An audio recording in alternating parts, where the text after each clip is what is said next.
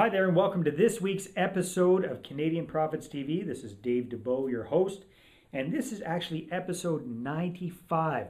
Wow, can't believe we've been going for that long with Canadian Profits TV.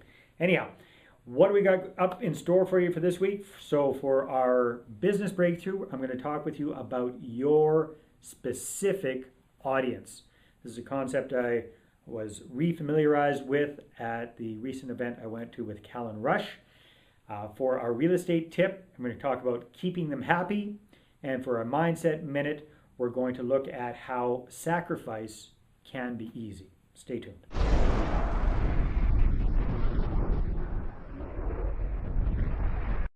Okay, so for the business breakthrough, I want to talk to you about your specific audience. What does that mean?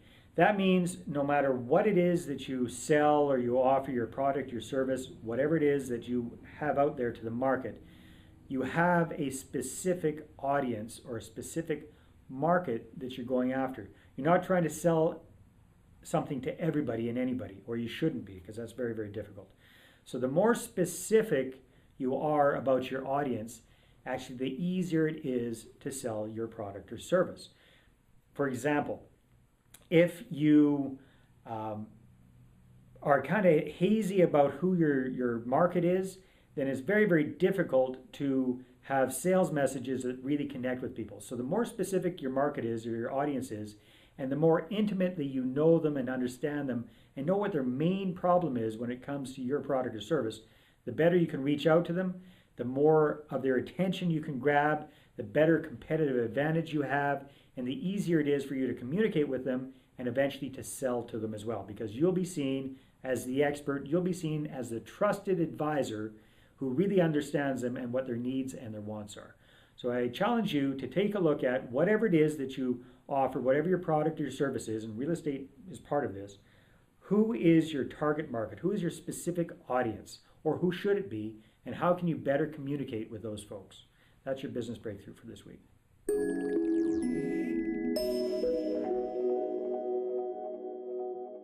So for this week's real estate tip, I want to talk about keeping them happy. What do I mean by that? Well, recently, unfortunately, one of my rent-own deals went sideways. Yes, it does happen from time to time.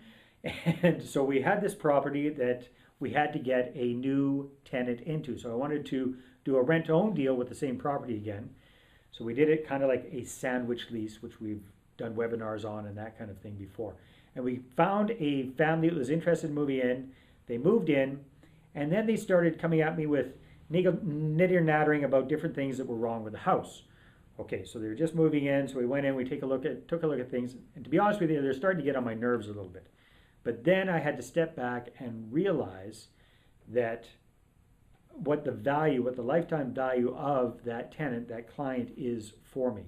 So what is better? Is it better to have your property vacant for a month or two or three? Or is it better to suck it up and spend a few bucks to get it up to snuff and keep those folks happy and chugging along nicely throughout the deal? I think the latter makes a lot more sense. So I came to an agreement with them. I fixed the big stuff. The little stuff that wasn't really that important, our agreement is we'll figure out how much it would cost to fix that and reduce that off the final sales price of the house.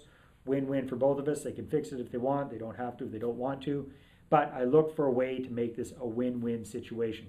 So they seem to be happy. Haven't heard any more complaints from them. They're chugging along. They're happy in a nice house. And I'm happy with good clients paying the rent and who are going to qualify for a mortgage within the next year. So that's your real estate tip for this week.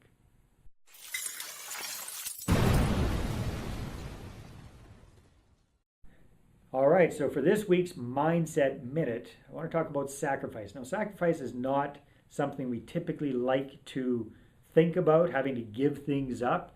That's no fun. However, sacrifice I've found can be easy or easier if it's for a greater good. So I'll give you an example in my own life, in my own case. So I was asthmatic as a child, had very, very bad asthma. I had to go to the hospital a lot, sickly kid growing up, didn't get involved in sports and all that kind of stuff. Until my teenage years, until I hit puberty and kind of grew out of my asthma, just kind of turned into hay fever.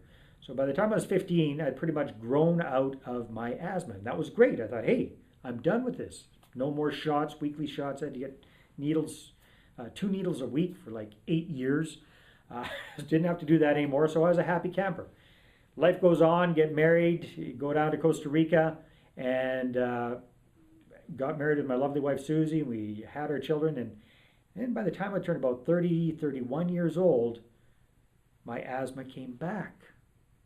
Little by little, it came back, and I started having to use inhalers again, and the humidity down there really started to affect me, and it got to the point where I was using that stupid inhaler several times a day, which is really unhealthy. It's like being a smoker.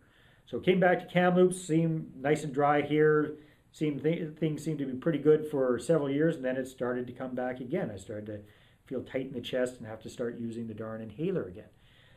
Long story short, went down to Arizona, Scottsdale, Arizona, went to a naturopath doctor that was actually recommended by Robert Kiyosaki, and talked to the doctor about this. I said, you know what, this asthma thing's coming back.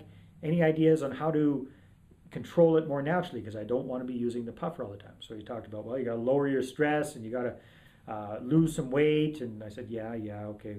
What else?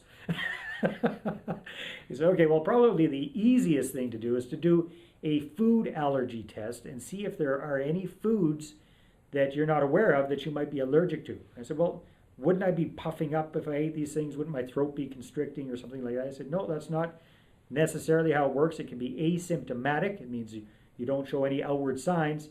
However, these foods that you're allergic to suppress your immune system, and anything else that's wrong with you overflows and you become symptomatic. So that could be the case with your asthma. So did the food testing, and the good news is I found out I'm only allergic to 2 things.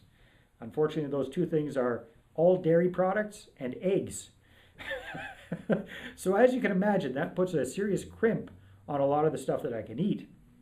And I didn't realize how much dairy I ate and how many eggs I ate, but I ate a lot of them. But long and the short of it is I stopped eating dairy and eggs, and immediately, and I'm not talking, it didn't take weeks, I'm talking immediately, I saw results. And so I've been doing this for about 5 months now, and prior I was using my inhaler once or twice a day. And in the last 5 months, I've used it twice in that entire time. And both those times it's because I think I ate some dairy or some eggs by accident, not knowing it, and I started getting symptomatic again. So it's a sacrifice not being able to eat this stuff, but to be honest with you, it's not very tough, because the comparable, the other option for me is so much worse that I don't even see this as a sacrifice. I don't even mind not being able to eat that stuff right now. So in your own life, maybe you look at things, if you have got some health problems, I do suggest that you get checked out for food allergies. It could make a very, very big difference for you. But also this applies to other areas. So if you've got to stop doing something, but it's for a much, much better good for you, it's not as tough. That's your Mindset Minute for this week.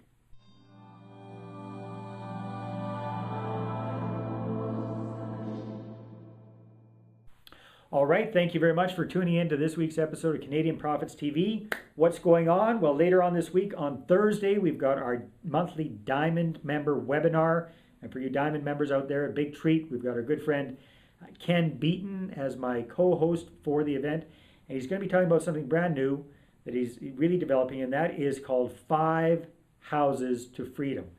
And it's his plan to show us how we can create complete financial freedom for ourselves, a complete pension plan, if you would, with just 5 little single-family houses.